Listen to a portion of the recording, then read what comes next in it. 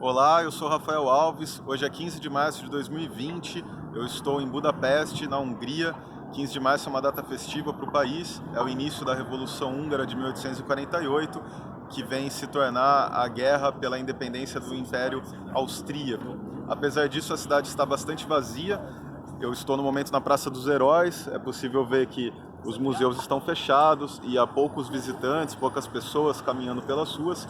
Isso se deve à epidemia de coronavírus, que tem agora o seu epicentro na Europa, segundo a Organização Mundial da Saúde. E o motivo de gravar esse vídeo é passar algumas informações, algumas impressões, comentários a respeito de algumas cidades pelas quais eu passei na Europa e a diferença de tratamento, tratamento dado à epidemia e a forma de controle.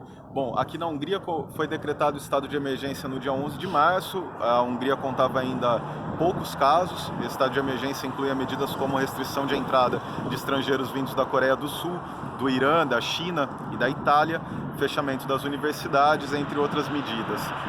Hoje, no dia 15 de março, a Hungria conta com 32 casos, sendo 9 iranianos, 1 britânico e 22 húngaros. Pode parecer um número pequeno de casos em comparação a outros países, mas é uma medida preventiva para evitar a propagação, que, como se sabe, se dá de maneira exponencial. É uma doença que tem uma propagação muito grande. Essas medidas precisam vir antes que o vírus circule ativamente no país. Se nós pararmos para pensar, quando eu passei por Paris entre 4 e 8 de março, e a França havia adotado ainda medidas pouco restritivas em comparação às atuais. Por exemplo, os eventos abertos até 5.000 pessoas eram permitidas, e, se eu não me engano, os eventos fechados até 1.000 pessoas eram permitidos. Então, nesse período que eu passei pela França, não havia grande mudança no cotidiano da cidade. O que aconteceu foi, por exemplo, que o Louvre fechou, mas por uma iniciativa dos trabalhadores, que exerceram o seu direito de se retirar quando há risco para a sua saúde. Então, eles reivindicaram medidas de proteção. Logo depois o Louvre reabriu, apenas foi cancelado o noturno do sábado, do primeiro sábado do mês, que é gratuito.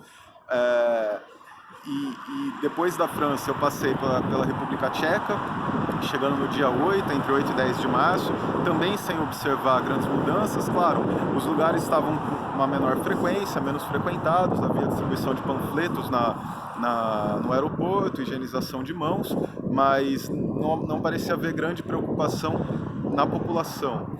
Logo que eu saí da República Tcheca, que eu saí de Praga, o país tomou medidas mais restritivas e fechou as fronteiras, né, para estrangeiros, enfim, tomou medidas mais restritivas. Em Viena, chamou a atenção, que eu cheguei em Viena no dia 10 de março, em Viena chamou a atenção que as medidas restritivas já pareciam bastante severas, vamos dizer assim, no sentido de proibir eventos acima de 100 pessoas. Enquanto a França havia proibido eventos acima de 1.000 ou de 5.000 pessoas, a Áustria já havia proibido eventos acima de 100 pessoas. Então todos os concertos foram cancelados, a ópera foi fechada, os museus foram fechados, os locais para visitação eram ao ar livre, pelo lado de fora, né? E a Áustria contava ainda poucos casos, eu acho que cerca de dezenas. E atualmente, pegando os dados de hoje, a última atualização, a Áustria tem 655 casos. A Áustria hoje proibiu reuniões acima de 5 pessoas, né? Proibiu aglomeração acima de 5 pessoas. Então os austríacos estão sendo convidados a permanecer em suas casas. A França, por outro lado, como eu disse, há alguns dias não tinha medidas tão restritivas, tomou essas medidas. Hoje já aconteceu o decreto para que ela entrou na fase 3 de controle da doença, né? O que significa o fechamento de bares, restaurantes, discotecas. Os museus vão estar todos fechados e os franceses devem se locomover ao trabalho, evitar transporte público. Os transportes são mantidos, mas você tem uma previsão da redução do metrô de 20%, então você vai ter 80% de funcionamento do metrô. Isso se deve também aos funcionários do metrô que precisam ficar com as crianças em casa, aqueles que têm necessidade de cuidar dos filhos, que não vão ter a escola para ir. Então hoje a França já toma essas medidas e você vê uma mudança bastante grande no número de casos, né? A França toma as medidas após o número de casos ter subido. fazendo uma atualização rápida, a República Tcheca, pelos países que eu passei, a República Tcheca, que tinha muito poucos casos, tomou as medidas restritivas, hoje tem 150 casos.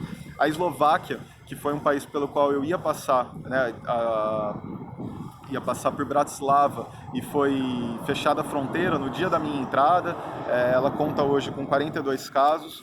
A Espanha tem mais de 6.400 infectados, já teve 192 mortes e a Espanha, o governo decretou a proibição de circulação nas ruas, né? Limitar a circulação nas ruas ao estritamente necessário. Então, hoje, medidas da Espanha são muito mais restritivas, as medidas da França também. O termômetro que eu posso dizer, ao caminhar nas ruas, você não vê um pânico, não vê grande preocupação. Aqui na Hungria, as pessoas não estão caminhando de máscaras, há turistas, há visitação, mas isso é desestimulado. Na medida que os locais são fechados e você vai criando limitações, isso é desestimulado. E é importante que aconteça antes que o vírus se propague. Então fica o recado do período de incerteza, né, que a gente tem que lidar. Por exemplo, a passagem que eu tinha para a Eslováquia foi cancelada horas antes. Eu fiquei sabendo por sorte, inclusive, porque consultei o e-mail e lá tinha um cancelamento sem maiores explicações. Então eu fui até a companhia e o guichê estava fechado. Uma outra companhia me disse que provavelmente aquela havia optado por fechar, por opção própria. E não era o governo da Eslováquia. Como eu não sabia qual governo havia feito o decreto, eu não sabia se eu conseguiria chegar à Hungria. E daí sim eu descobri que era um decreto da Eslováquia, que a Hungria ainda tinha fronteiras abertas, apesar de ter estabelecido o controle de fronteiras, algo que não acontecia já há algum tempo. O controle de fronteiras foi mínimo, né? O policial apenas conversou com o motorista do ônibus, mas causou um congestionamento bastante grande. Então, assim, fica o recado de que as coisas mudam a todo momento. Esse período de incerteza, você vai dormir com uma notícia, acorda com outra, e a melhor maneira de lidar com a incerteza também é reduzir o número de variáveis, não é? Então, se você não precisa viajar, não viaje. Se você se cuide dos demais. Então, o Brasil deve tomar medidas restritivas, já está tomando algumas, pelas informações que eu tenho, e deve tomar medidas cada vez mais restritivas, e esse verbo deve tem duplo sentido, deve de que provavelmente ele vai tomar e deve no sentido de que precisa, porque se nós pararmos para pensar em relação aos dados, o Brasil é hoje o que a Itália foi há um mês e pouco atrás. Então, sem pânico, mas é preciso se cuidar. A gente já tem notícia de falta de alimentos nos supermercados, porque as pessoas correm para estocar. Na França não há uma informação de que os alimentos vão faltar, mas claro que já gerou uma corrida nesse final de semana. Aqui na Hungria a situação é tranquila, tem alimento, os supermercados estão abertos, cafés, restaurantes estão abertos, o que foi fechado foram os centros turísticos. Conversei ontem com alguns garçons, eles dizem que não sabem o que vai acontecer, mas que já há previsão na semana que vem de fechar também o comércio. E quando você pergunta para eles em relação ao trabalho, eles não sabem o que vai ser deles, né? Como vai ficar o trabalho deles. É isso, desculpem a falta de estrutura e de informações mais precisas. Fica um abraço e garanto que assim que eu conseguir retornar ao Brasil, tomarei todas as medidas necessárias para a saúde dos demais, para evitar a propagação das doenças, com o uso de máscara, fazendo a quarentena voluntária. Um abraço, até mais.